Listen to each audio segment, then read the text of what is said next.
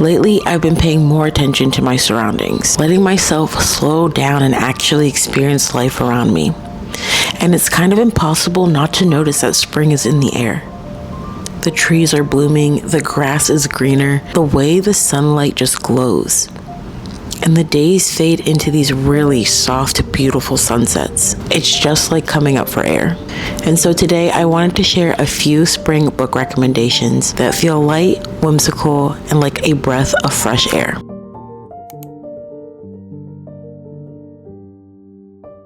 Let's get into it. So as I mentioned, spring is upon us. I can feel it. Although today is quite cold, it feels actually like winter. It looks beautiful outside. The sun is just so bright right now. The sky is so crystal blue. There is a breeze, but all of the trees are trying to blossom. I think the fluctuation in weather is really confusing nature itself, but it just looks really beautiful outside, and that gives me life. As I mentioned, I have a couple of book recommendations that I want to give to you guys today if you're looking for something for spring. And these are going to be more book recommendations that I feel like are light, easy, again whimsical as well, but allow you to be more slow paced and enjoy your reading experience. So if you're looking to slow down or keep a slow pace of life, then hopefully this will help you do that. So the first book that I actually have here on my list is Nora Goes Off Script. Technically last year I read this in the spring. I read this, I think, end of May, beginning of June. Yeah, it's funny to think that spring officially ends on the 21st of June. My birthday is June 2nd, and I have always considered myself to have a summer birthday because, let's be honest, if you are anywhere that you experience any type of heat during the summer, you're already feeling that by June, let alone not even by June, by May. And that's why the pools normally open at the end of May as well, because it's the kickoff to the summer. But either way, I read this back in June of last year, I think May or June. And this was my first Annabelle Monaghan book, and I loved it. This book, for one, is really short, so it's a very quick, easy read. This book really felt like a reset for me. It's about starting over, but not in a rush or chaotic way. More like slowly building a life that actually feels aligned, and I really appreciated that. I will read you guys the synopsis so that you know what this book actually entails. But if you're looking for something that is light, easy to read, fast-paced, and has romance in it, then I think this is going to be a great one. Also, when I look at the cover, this just feels like a very spring, nearing summer kind of read to me.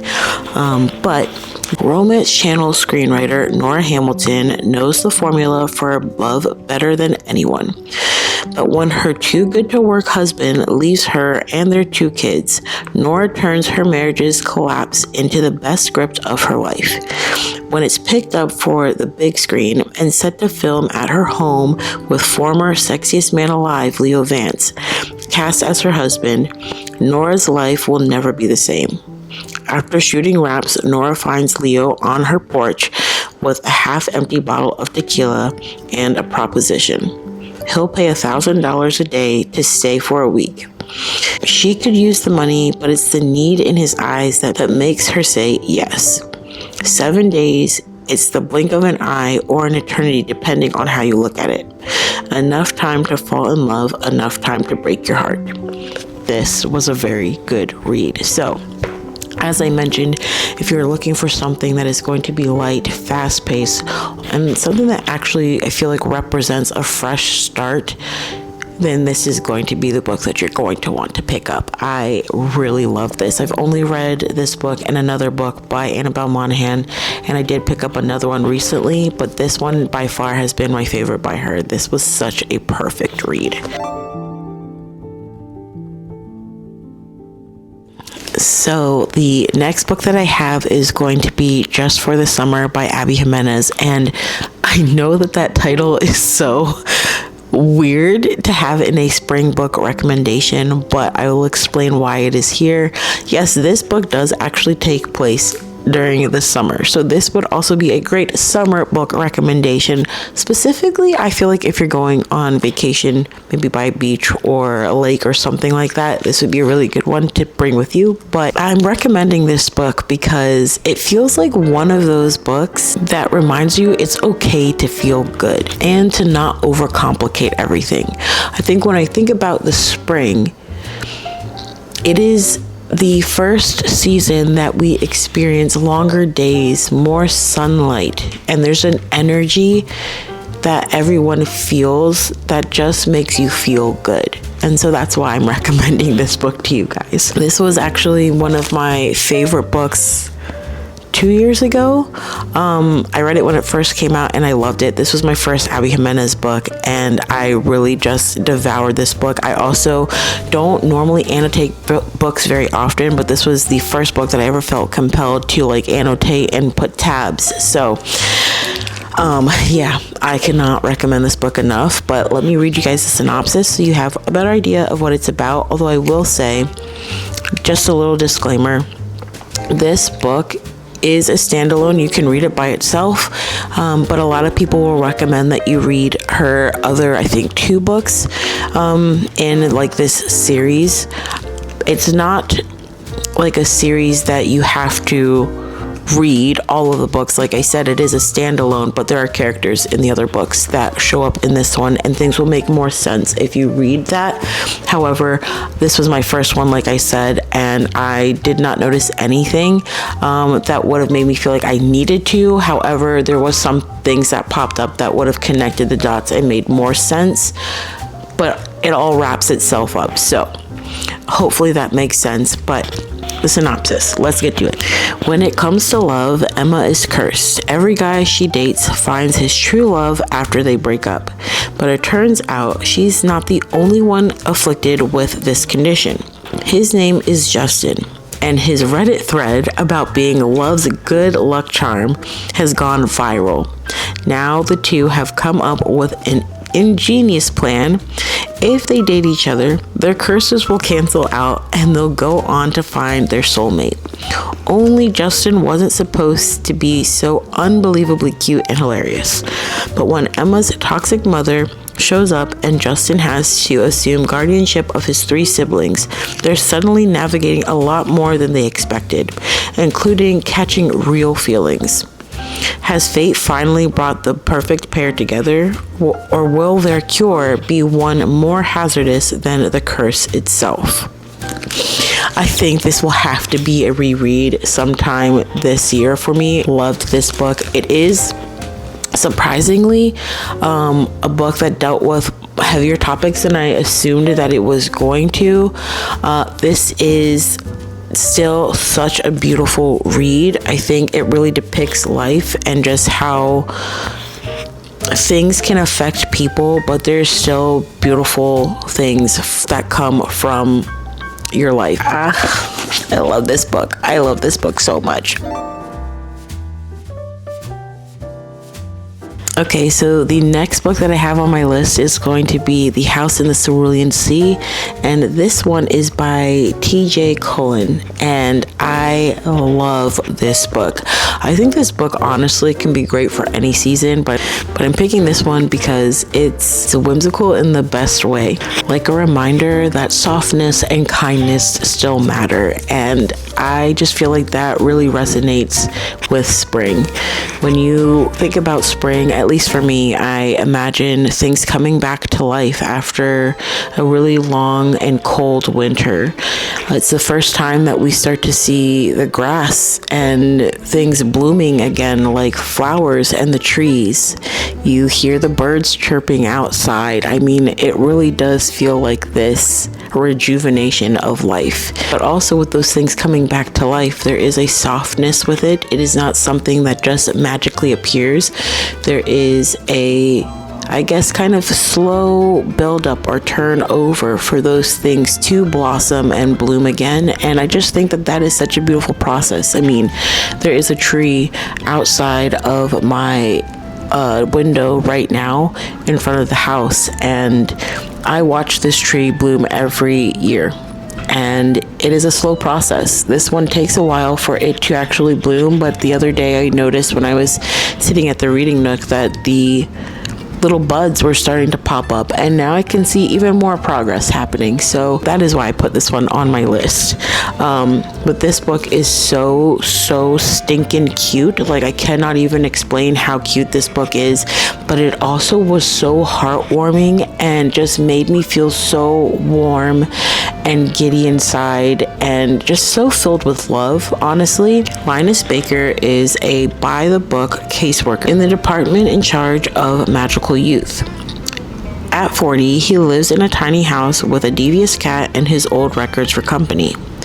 But his quiet life is about to change. Linus is summoned by extremely upper management and given a curious and highly classified assignment to travel to an orphanage on a distant island and determine whether 6 dangerous magical children are so dangerous, in fact, that they're likely to bring about the end of days. When Linus arrives at the strangest of islands, he is greeted by a series of mysterious figures, and the greatest mystery of which is author Parnassus, the master of the orphanage. As Linus and Arthur grow closer, Linus discovers the master would do anything to keep the children safe, even if it means the world has to burn, or worse, his secret comes to light. The House in the Cerulean Sea is an enchanting love story, masterfully told about the profound experience of discovering an unlikely family in an unexpected place and realizing that family is yours. Honestly, just reading that makes me want to reread this book again. This was such a lovely book. I actually think I picked this for one of my buddy read picks a couple of years ago, and I loved this book. I did not expect this book to have such profound meaning. It really is about finding your family, and your family could look at so many different ways, but Linus is like this really boring 40-year-old man that lives by himself and is kind of grumpy, to me, honestly. And then he gets put on this assignment around all of these magical beings, these little children that have really insane powers that are potentially really dangerous, and finds love in so many different ways, shapes, and forms. And I think that is so beautiful and so telling. So, if you're planning to put any books on your list, please add this one to your list. I promise you, you are not going to be disappointed. I think this is just such a perfect read, and it just feels like fresh air. This one really feels genuinely like fresh air to me. But with that being said, there is also a second book to that, and that is going to be Somewhere Beyond the Sea. And I have not read this one yet, so I am not going to be able to tell you too much about what this one is, but I wanted to make sure that I let you know, if you pick up The House in the Cerulean Sea, you may want to continue and follow back up with our characters in the second book. I think this one more so focuses on Arthur, which is the person that runs the orphanage in the first book. So we'll see what that one is about when I do read it. If you would like me to give you my thoughts and feelings on that, I will be happy to do that. Just let me know down in the comments.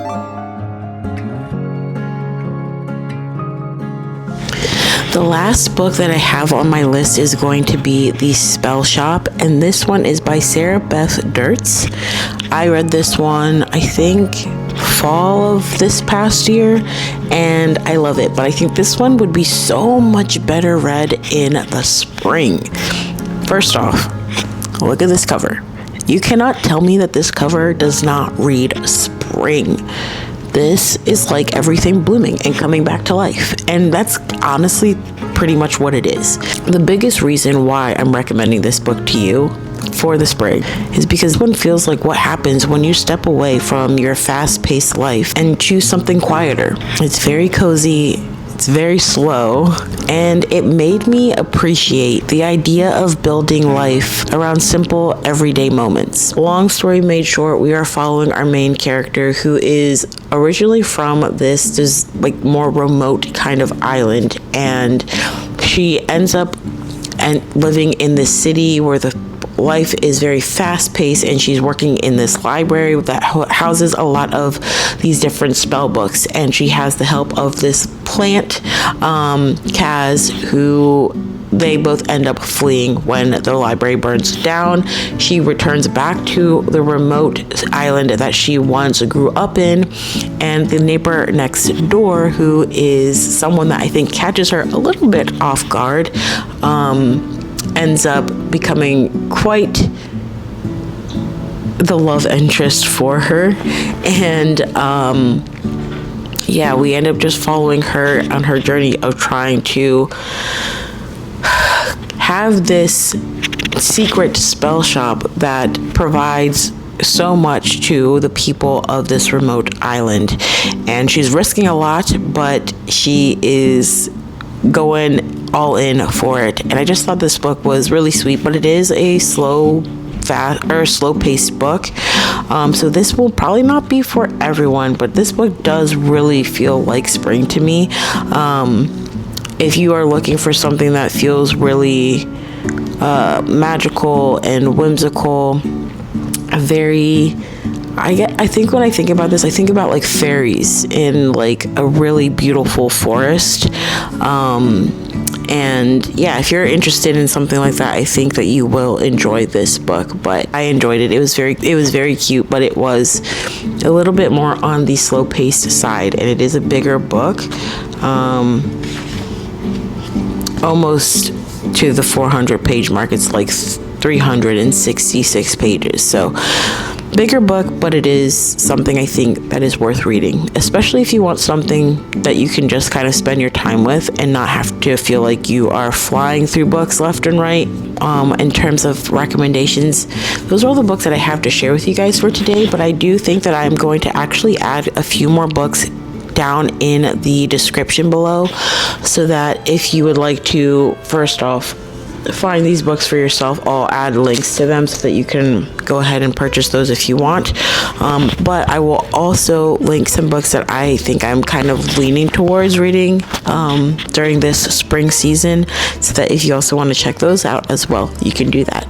But with that being said, I am getting ready to probably go to the gym and then try to enjoy the rest of my day. I've been trying to live life more, I guess, intentionally, more slow pace. I think I've spent a lot of time on screens for far too long, that I am craving real life and things that feel more tangible.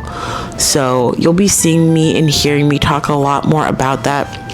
I won't be straying away very far from books. I'll still have books in my videos and still talk about the things that I'm reading. I'll still give you guys recommendations if you're here for that.